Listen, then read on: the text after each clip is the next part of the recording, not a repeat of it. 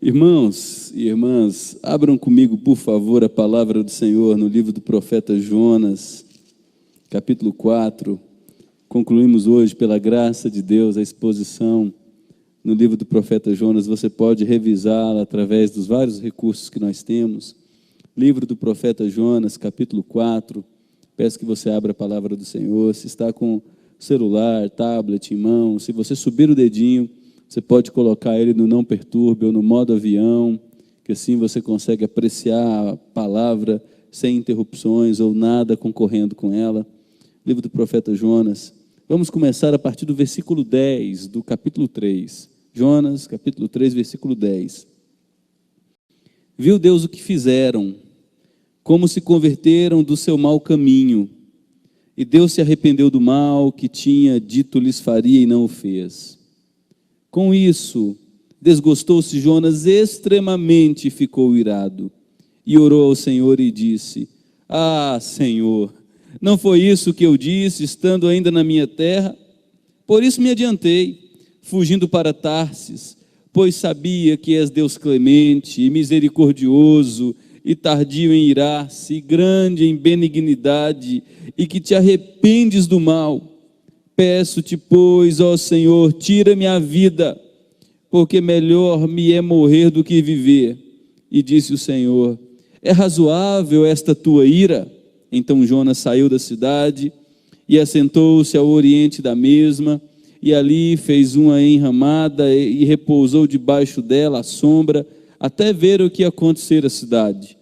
Então fez o Senhor Deus nascer uma planta que subiu por cima de Jonas, para que fizesse sombra sobre a sua cabeça, a fim de o livrar do seu desconforto. Jonas, pois, se alegrou em extremo por causa da planta. Mas Deus, no dia seguinte, ao subir da alva, enviou um verme, o qual feriu a planta, e esta se secou. Em nascendo o sol, Deus mandou um vento calmoso, oriental. O sol bateu na cabeça de Jonas, de maneira que desfalecia, pelo que pediu para si a morte, dizendo: melhor me é morrer do que viver. Então perguntou Deus a Jonas: é razoável essa tua ira por causa da planta? Ele respondeu: é razoável a minha ira até a morte. Tornou o Senhor: tens compaixão da planta que não te custou trabalho, a qual não fizeste crescer, que numa noite nasceu e numa noite pereceu. E não hei de eu ter compaixão da grande cidade de Nínive, em que há mais de 120.000 pessoas que não sabem discernir entre a mão direita e a mão esquerda, e também muitos animais. E assim, com essa pergunta de Deus, termina o livro do profeta Jonas. Em Jonas nós temos 4 desdobramentos. No capítulo 1 nós temos Jonas e a tempestade.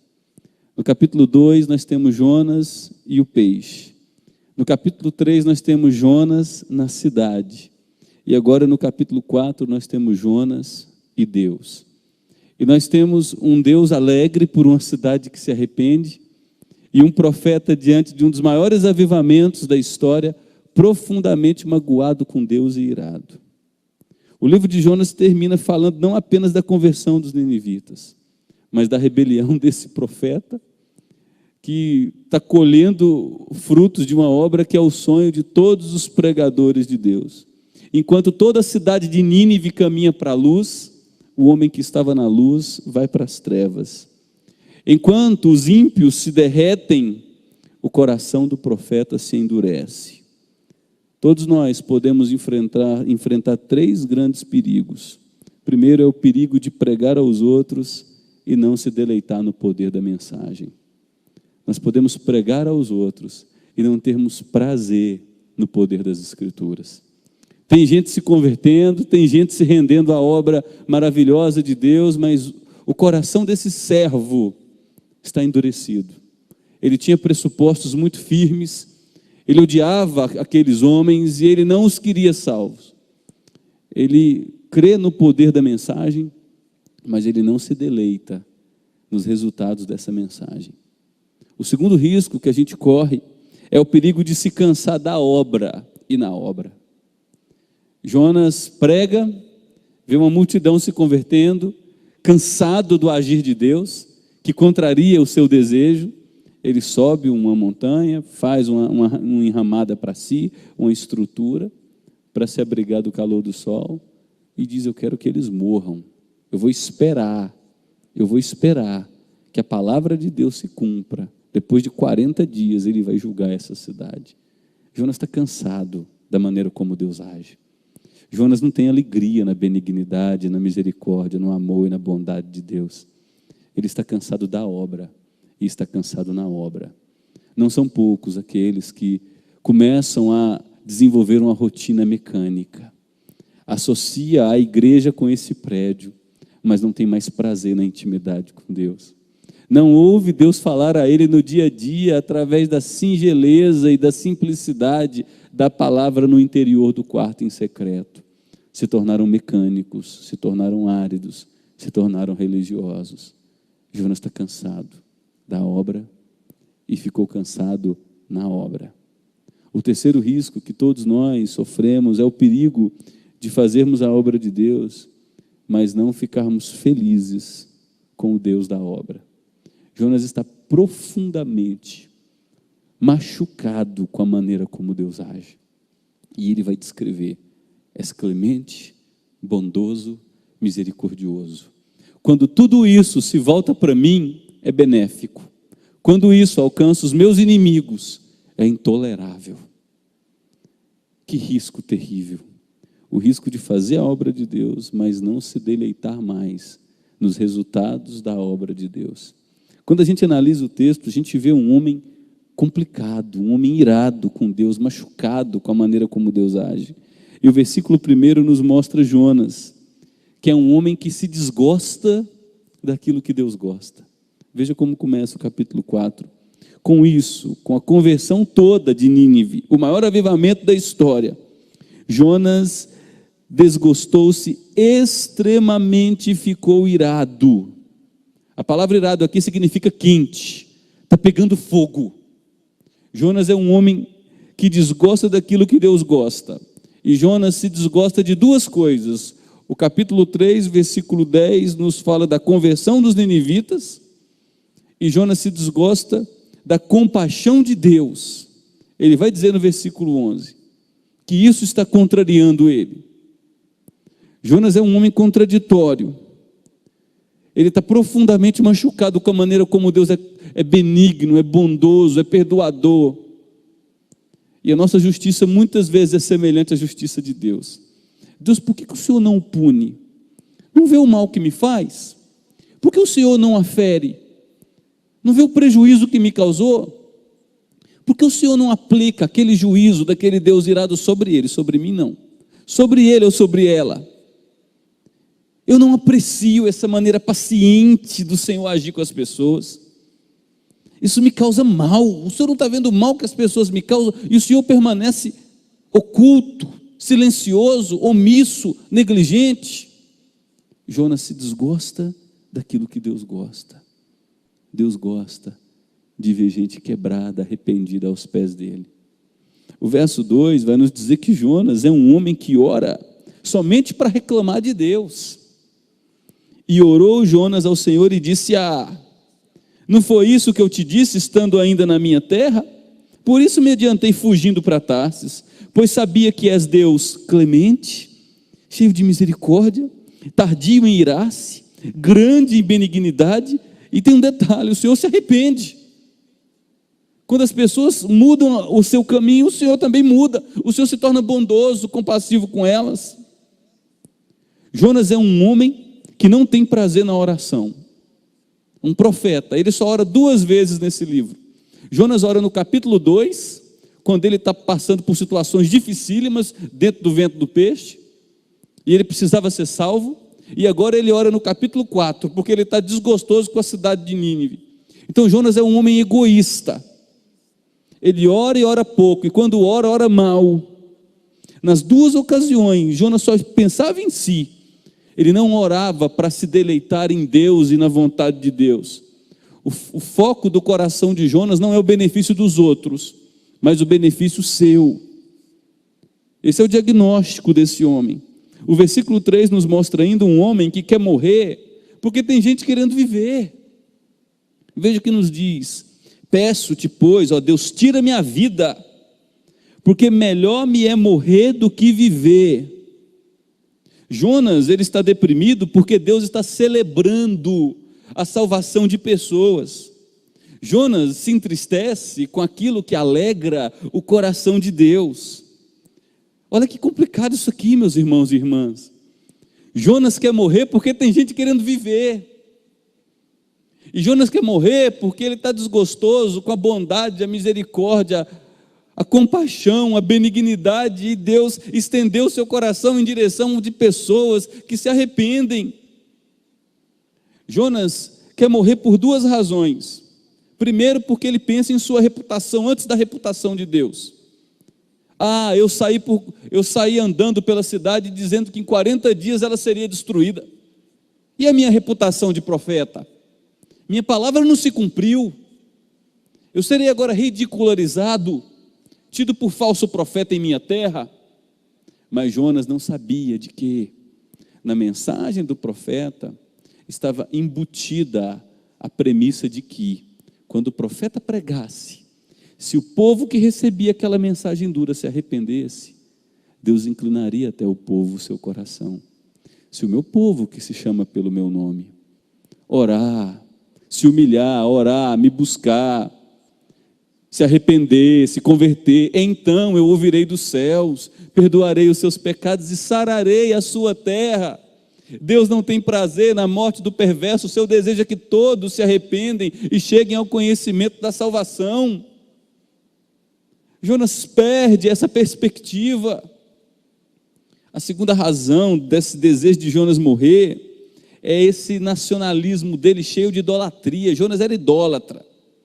Ele sabia que a nação da Assíria estava crescendo, se tornaria uma nação que ameaçaria Israel. Então Jonas se preocupa mais com o seu povo étnico, Israel, aquela nação geográfica, organizada num sistema político, social e econômico, no que na salvação de gente que pode perecer por toda a eternidade no inferno. Jonas se esquece de que se o seu próprio povo Israel se arrependesse, também Deus não lhe julgaria como julgou no ano 722, usando a Assíria para destruir Israel e levá-los para o cativeiro. Jonas quer morrer porque ele ama mais sua nação do que Deus, mais a reputação e a segurança de seu povo, ainda que seu povo seja ímpio, do que a salvação de pecadores. Por isso Jonas quer morrer. Os versos 4 e 5 nos mostram um homem que não muda, mas deseja que Deus muda, que Deus mude. Jonas é assim, ele não muda, ele é intransigente, carne de pescoço, mas ele quer que Deus mude. Veja o que nos diz o versículo 4 e versículo 5. E disse o Senhor: é razoável essa tua ira? Então Jonas saiu da cidade, assentou-se ao oriente da mesma, ali fez uma enramada, repousou debaixo dela à sombra, até ver o que aconteceria à cidade. Em vez desse homem se render com os ninivitas, por conta da celebração da conversão em massa, ele prefere sair da cidade e ver se Deus se arrepende de sua benignidade. Vou sair da cidade, subir ao alto do monte e quero ver Deus mudar de ideia. O povo está celebrando o arrependimento, o povo está festejando porque a ira de Deus se moveu, não os atingiu. O povo está em júbilo, curvado diante de Deus, convertido de verdade, orando de verdade, festejando de verdade, amando a Deus de verdade. Mas Jonas me foge de Nínive na hora que Nínive corre para Deus. Jonas é imutável em sua rebeldia, porque Deus é imutável em sua bondade. Jonas, ele quer fincar o pé em sua ira, esperando que Deus desista de ser misericordioso. Jonas não quer mudar, mas espera que Deus mude. Deus é imutável, Deus não muda. E o texto que diz que Deus se arrependeu? Isso é uma linguagem humana para explicar atributos de Deus.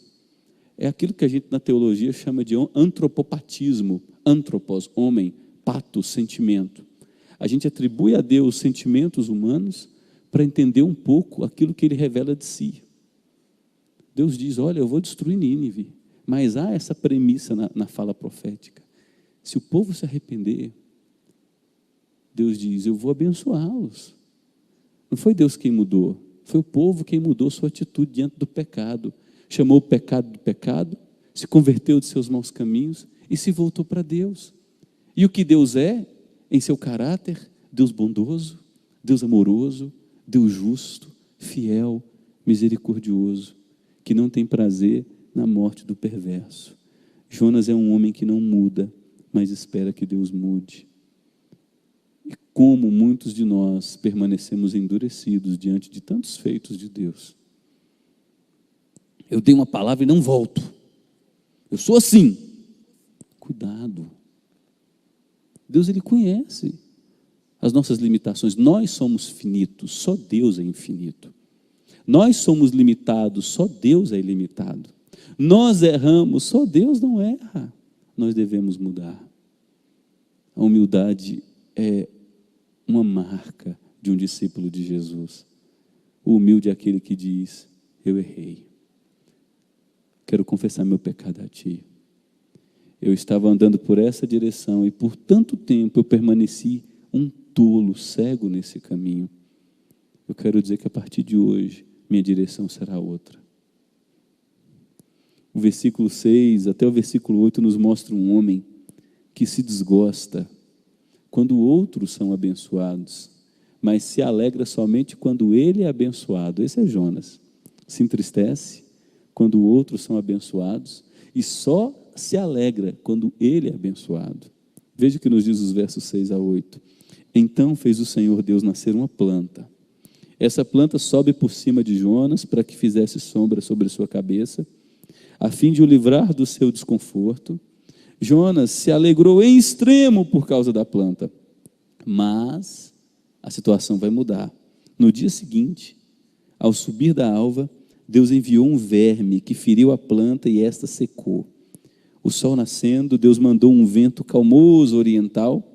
O sol bateu na cabeça de Jonas de maneira que desfalecia, pelo que pediu para si a morte, dizendo, melhor me é morrer do que viver.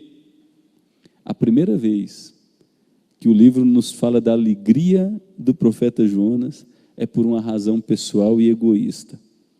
Jonas tem a sua vida centrada em si e não em Deus. Jonas quebrou os principais mandamentos de Deus. Amarás a Deus e ao teu próximo como a ti mesmo. Jonas só ama a si. Ele ama aquela planta mais do que os ninivitas. Ele ama a sombra mais que uma cidade que se arrepende. Ele ama o conforto daquela brisa leve que o protege, mais do que a conversão de pecadores que são livrados da ira eterna de Deus. Mas ele se entristece. Quando o sol vem, bate em sua cabeça, ele causa desconforto. Esse sol aqui é muito comum naquela região, chamado de siroco, sicoro. É uma dessas duas palavras. É uma brisa que vem do mar, muito quente, forma um vento quente, numa temperatura acima dos 45 graus. Então a planta se seca. Dizem alguns que Jonas, por ter batido o sol na cabeça dele, era calvo. Imagina um sol de mais de 45 graus batendo naquela calvície. E o texto diz que Jonas se ira profundamente.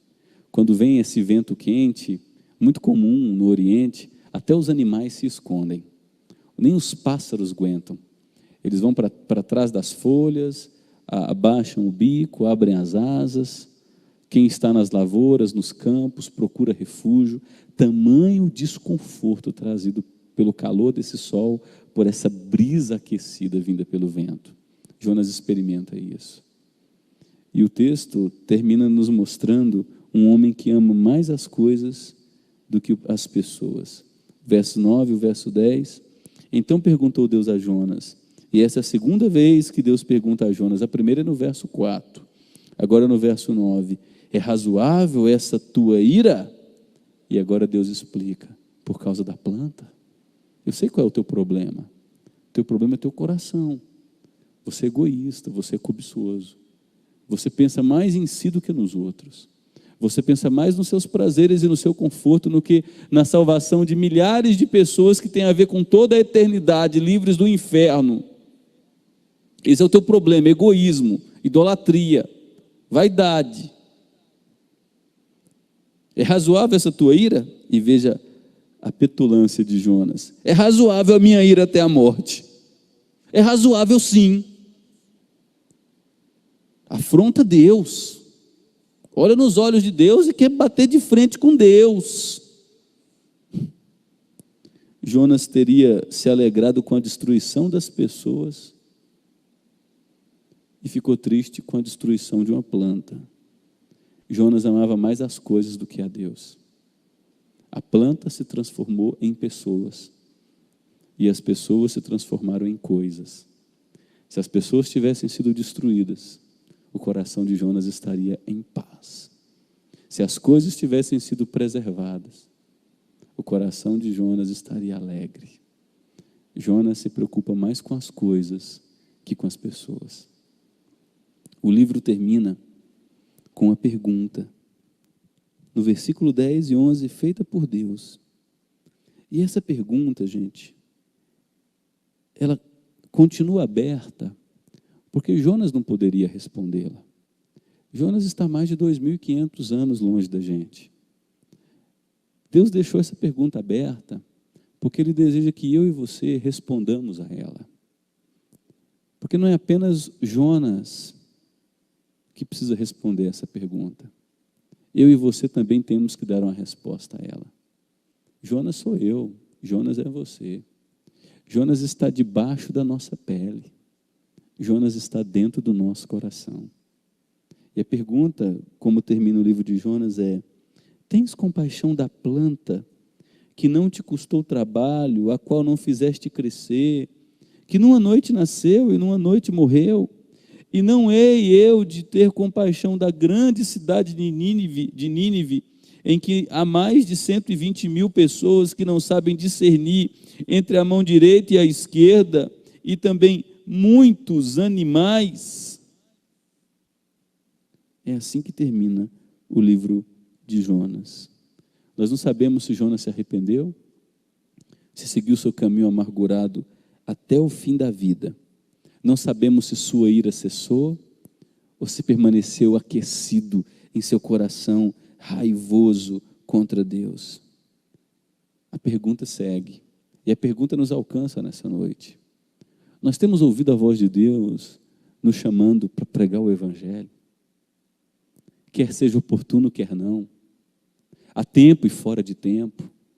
Você acredita de verdade que as pessoas que cercam tua vida, com as quais você convive no dia a dia, uma multidão de jovens nas universidades onde você se assenta, frequentando os trabalhos onde você está também, você acredita que essas pessoas estão destinadas à ira eterna de Deus, caso ouçam o Evangelho, se arrependam e creiam? Você acredita que a necessidade número 1 das nossas vidas, o esforço principal das nossas vidas, é proclamar o Evangelho àqueles que nos cercam e sermos referenciais de bênção na vida dessas pessoas? Proclamar o Evangelho, servir a Deus, é um fardo para você? Você se entristece quando a mensagem é dura e te confronta da negligência, da omissão, da apatia? Você só se alegra quando tem condições de trocar de carro, andar no ar-condicionado, frequentar bons restaurantes e ter boas viagens de férias? Você só se alegra quando tem saldo na conta bancária para trocar de roupa, comprar uma boa roupa? Você se alegra e seu coração se aquece por poder ter o privilégio de ver gente a quem você tem tudo para odiar, se converter, amar e andar com Jesus?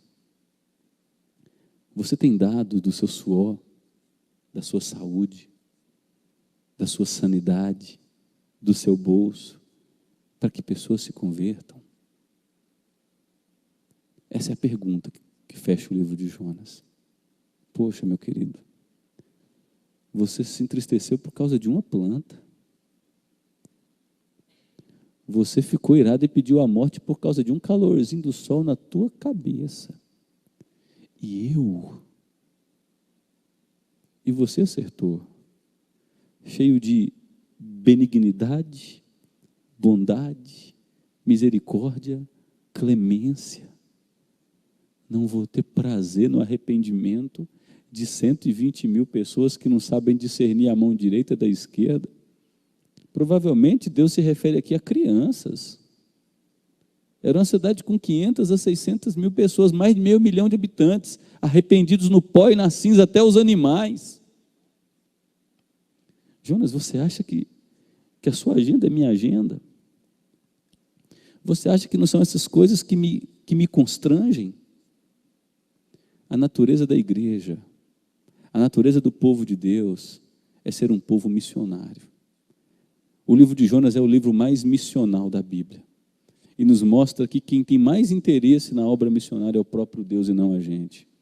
Porque Deus é quem chama Jonas. Deus é quem vê a ruína da cidade de Nínive. Deus é quem providencia a tempestade. Deus é quem providencia o peixe. Deus é quem joga Jonas de volta no rumo a Nínive. Deus é quem dá conversão ao coração daqueles homens. Deus é quem celebra com arrependimento daqueles homens. Deus é quem manda a planta crescer e ela cresce. Deus é quem manda o verme comer a planta.